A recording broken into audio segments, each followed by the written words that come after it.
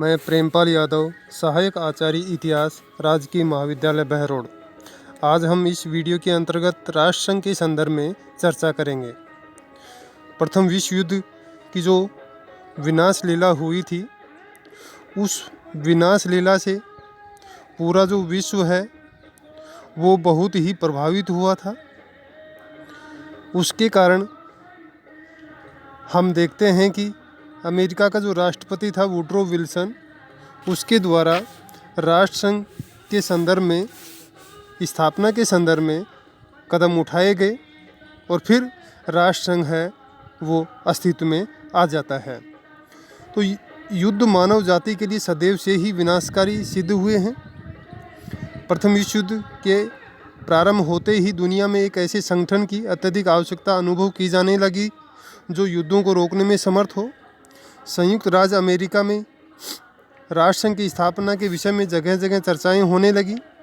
Paris शांति सम्मेलन में अमेरिकी राष्ट्रपति वुड्रो विल्सन के अत्यधिक प्रयासों से राष्ट्रसंघ की स्थापना हो सकी। इसकी स्थापना विश्व शांति की दृष्टि से मानव का एक बड़ा कदम था।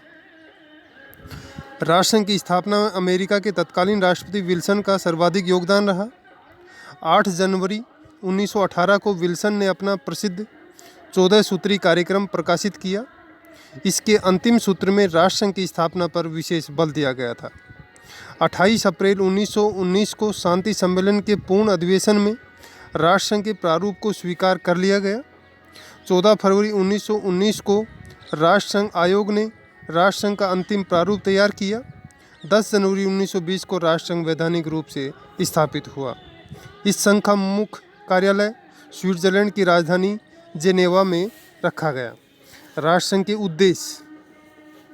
राष्ट्रसंघ की प्रस्तावना में संघ के उद्देश्यों, सदस्यता की अवस्थाओं, इसकी रचना के सामान्य ढांचे और दायित्वों आदि का समावेश किया गया था।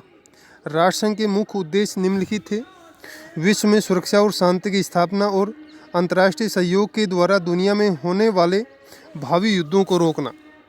निःशस्त्रीकरण, पेरिस शांति सम्मेलन की संधियों का पालन हो, यह सुनिश्चित करना।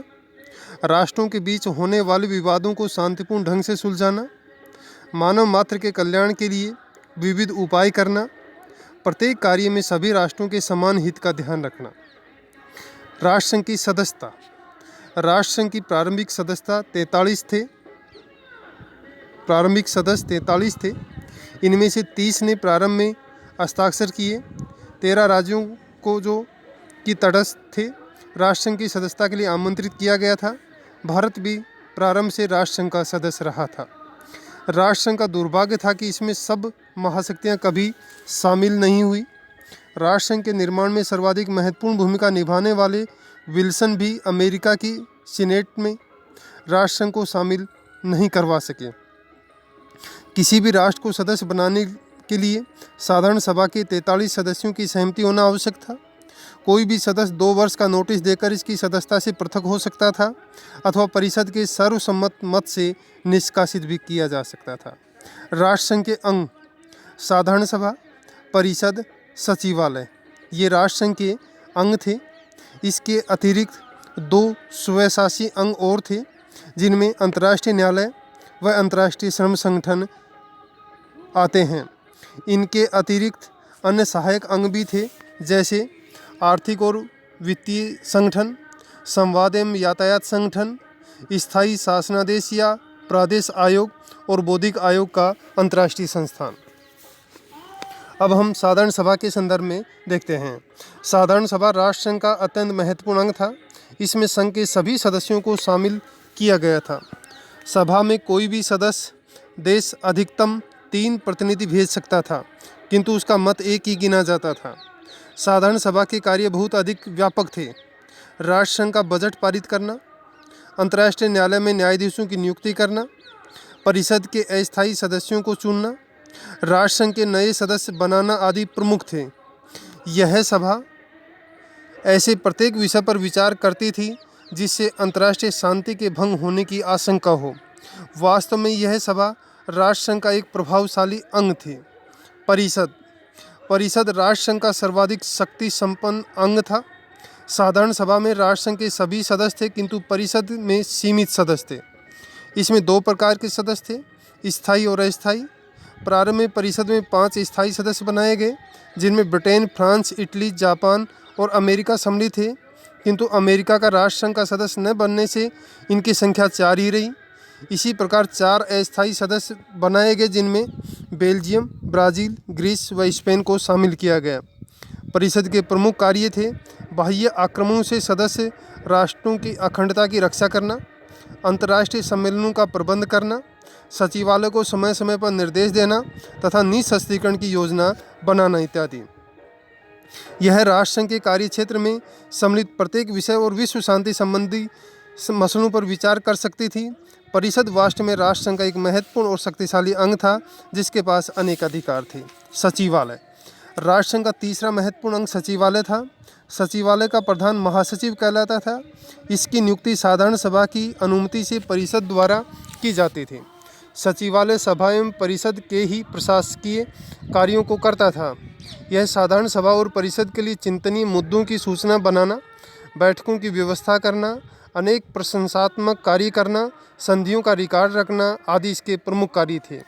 अंतर्राष्ट्रीय न्यायालय इस न्यायालय का मुख्यालय हेग में स्थापित हुआ। न्यायालय के सदस्यों की संख्या प्रारंभ में 11 निर्धारित की गई थी, किंतु बाद में इसकी संख्या बढ़ाकर 15 कर दी गई। न्यायाधीशों का निर्वाचन परिषद के बहुमत द्वारा होता था और साधारण सभा के बहुमत द्वारा उन्हें स्वीकृति प्रदान की जाती थी। इनका निर्वाचन 9 वर्ष के लिए होता था। प्रमुख कार्य राष्ट्रों के बीच के विवादों को सुलझाना, नियमों का स्पष्टीकरण और कानूनी मामलों में साधारण सभा और परिषद को परामर्श देना इसके प्रमुख कार्य थे। अंतर्राष्ट्रीय श्रम संगठन श्रमिकों की मांगों के फलस्वरूप जन्म लेने वाले इस संगठन का मुख्यालय जेनेवा में रखा गया। अंतर्राष्ट्रीय प्रयासों द्वारा मजदूरों की दशा और उनके जीवन स्तर में सुधार लाना इस संगठन का मुख्य उद्देश्य था। यह संघ मजदूरों के हितों की सुरक्षा की दिशा में कार्य करने हेतु बनाया गया था। यह तथ्य विशेष रूप से उल्लेखनीय है कि वे देश जो राष्ट्रसंघ के सदस्य नहीं थे, इस संगठन के सदस्य बन सकते थे। सन 1934 में अमेरिका द्वारा इसकी सदस्यता लेना इसका उदाहरण है। श्रम संघ का निदेशक राष्ट्रसंघ के महासचिव के प्रति उत्तरदायी था। राष्ट्रसंघ के कार्य राष्ट्रसंघ का मुख्य उद्देश्य संसार में स्थायी रूप से शांति बनाए रखना और विभिन्न राष्ट्रों के बीच परस्पर सहयोग को बढ़ाना था। अपने इस उद्देश्य को पूर्ण करने के लिए राष्ट्रसंघ को जो कार्य करने पड़ते थे वे निसंदेह व्यापक थे। राष्ट्रसंघ के मुख्यतः कार्य निम्नलिखित थे। प्रशासनिक कार्य वर्साय की शांति संधि में विश्व के अनेक विवादित भूभागों को प्रशासन की व्यवस्था का दायित्व राष्ट्रसंघ को दिया गया था। सार घाटी का प्रशासन और डेनजिंग की प्रशासन अस्थायी रूप से राष्ट्रसंघ को सौंपा गया था। मैंडेट व्यवस्था इसे प्रादेश पद्धति भी कहा जाता है। प्रथम विश्व युद्ध के अंत में जर्मनी और टर्की से प्राप्त उपनिवेशों के प्रशासन का उत्तरदायित्व राष्ट्रसंघ को मिला था। राष्ट्रसंघ को यह जिम्मेदारी दी गई थी कि वह इन उपनिवेशों के निवासियों के कल्याण और विकास की व्यवस्था करे। ये उपनिवेश राष्ट्रसंघ ने मैंडेट व्यवस्था के अंतर्गत जापान, फ्रांस, बेल्जियम, इंग्लैंड आदि देशों के संरक्षण में प्रशासन के लिए दे दिए गए। प्रतिवर्ष इन देशों को इनके शासन की रिपोर्ट राष्ट्रसंघ को देनी होती थी। राष्ट्रसंघ ने 1920 में एक स्थायी प्रादेश आयोग की स्थापना की। यह आयोग मैंडेट व्यवस्था के अंतर्गत आने वाले भूभागों के प्रशासन की निगरानी करता था। इनके अतिरिक्त अल्पसंख्यकों के हितों की सुरक्षा करना, विश्व में सामाजिक, आर्थिक और मानवता संबंधी कार्य तथा अंतर्राष्ट्रीय शांति और सुरक्षा संबंधी कार्य प्रमुख थे। राष्ट्रसंघ की सफलताएं राजनीतिक क्षेत्र में राष्ट्रसंघ के समक्ष संपूर्ण विश्व से अनेक विवादों को लाया गया। इनमें से कुछ विवादों को सुलझाने में राष्ट्रसंघ पूर्ण रूप से सफल रहा। जिन राजनीतिक विवादों को सुलझाने में राष्ट्रसंघ को सफलता मिली उनमें अल्बानिया का सीमा विवाद, आलैंड द्वीपी विवाद, हंगेरिया विवाद, याओर जर्नो विवाद, लोटेशिया विवाद, बल्गेरिया तथा यूनान का विवाद शामिल थे। इसके अतिरिक्त युद्धबंदियों को छुड़ाना और उनके वापस स्वदेश लौटने की व्यवस्था करना भी राजनीतिक क्षेत्र में राष्ट्रसंघ की एक उल्लेखनीय सफलता मानी जाती है। सामाजिक, आर्थिक और मानवता संबंधी कार्य राष्ट्रसंघ ने सामाजिक, आर्थिक, सांस्कृतिक और स्वास्थ्य क्षेत्र में निसंदेह सराहनीय कार्य किए। राष्ट्रसंघ ने कई आर्थिक और वित्तीय समितियों की स्थापना की जिन्होंने संपूर्ण विश्व से आंकड़ों और तथ्यों का संकलन किया। इसने सभी देशों को स्वस्थ आर्थिक नीतियां अपनाने को प्रेरित किया। राष्ट्रसंघ का बौद्धिक सहयोग भी सराहनीय था। इसकी परिषद ने बौद्धिक सहयोग के लिए एक अंतर्राष्ट्रीय समिति की स्थापना की। इसमें विश्व के प्रसिद्ध बुद्धिजीवी जैसे प्रोफेसर आइंस्टाइन, मैडम क्यूरी आदि सम्मिलित थे। इसका उद्देश्य विश्व के राष्ट्रों के आपसी विवादों द्वारा सभ्यता और संस्कृति की उन्नति करना था। इसके अतिरिक्त राष्ट्रसंघ ने चिकित्सा क्षेत्र में, नारी और बाल कल्याण के क्षेत्र में, मादक द्रव्यों पर नियंत्रण के लिए जो प्रयास किए वे भी सराहनीय रहे।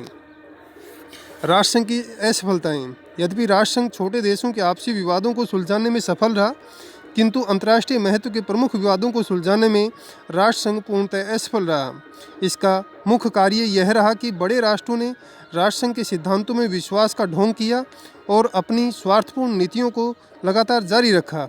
राष्ट्रसंघ विल्ना विवाद, इटली और यूनान के मध्य कॉर्फू विवाद, ग्रांड चाको विवाद, मंचूरिया विवाद, स्पेन का गृह युद्ध, चीन जापान युद्ध, रूसी फिनिश युद्ध इत्यादि विवादों को सुलझाने में असफल रहा।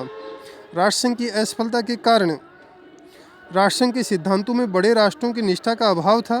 राष्ट्रसंघ की स्थापना के समय महाशक्तियों ने विश्व शांति एवं सुरक्षा के लिए अनेक उत्तरदायित्व स्वीकार करने में अपनी सहमति जताई थी। सदस्य राष्ट्रों ने संघ के सिद्धांतों के प्रति निष्ठा रखने संबंधी प्रसंविदा पर हस्ताक्षर किए थे, किंतु अवसर आने पर महाशक्तियों ने संघ के इन नियमों का पालन नहीं किया। महाशक्तियों के निजी स्वार्थों और साम्राज्यवादी लिप्सा ने राष्ट्रसंघ के सिद्धांतों को महत्वहीन बना दिया। उग्र राष्ट्रवाद भी राष्ट्रसंघ की असफलता का एक बड़ा कारण बना। राष्ट्रसंघ की असफलता का एक मुख्य कारण इसे मान सकते हैं। प्रत्येक शक्ति संपन्न राष्ट्र स्वयं को अन्य सभी राष्ट्रों से अधिक प्रभुता संपन्न समझता था।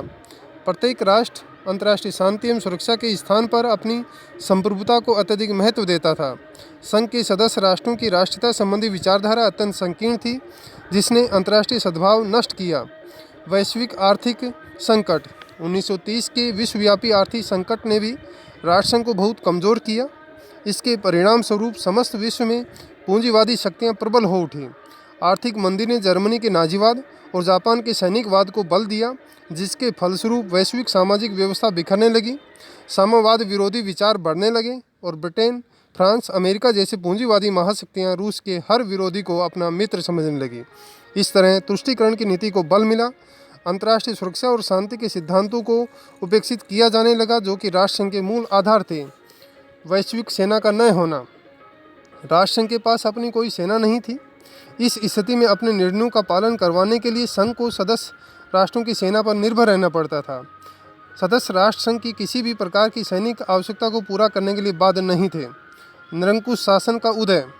राष्ट्रसंघ की स्थापना के समय सभी राष्ट्रों ने वैश्विक शांति और सुरक्षा और सद्भाव में अपनी निष्ठा व्यक्त की थी, लेकिन विश्व के शक्तिशाली राष्ट्रों ने राष्ट्रसंघ के इन सिद्धांतों की ध्वजियाँ उड़ाई। इटली, जर्मनी, स्पेन, पुर्तगाल और अन्य यूरोपीय देशों में निरंकुश सरकारों की स्थापना होने लगी।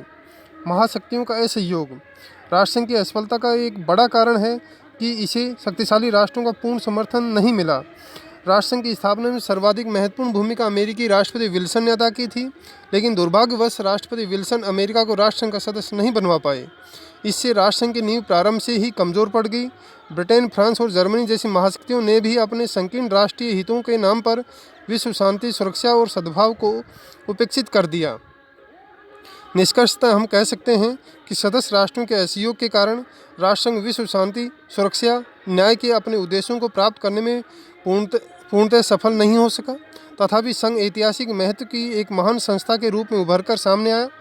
उसने वैश्विक शांति, सुरक्षा, न्याय की दिशा में संपूर्ण संसार को सोचने के लिए बाध्य किया।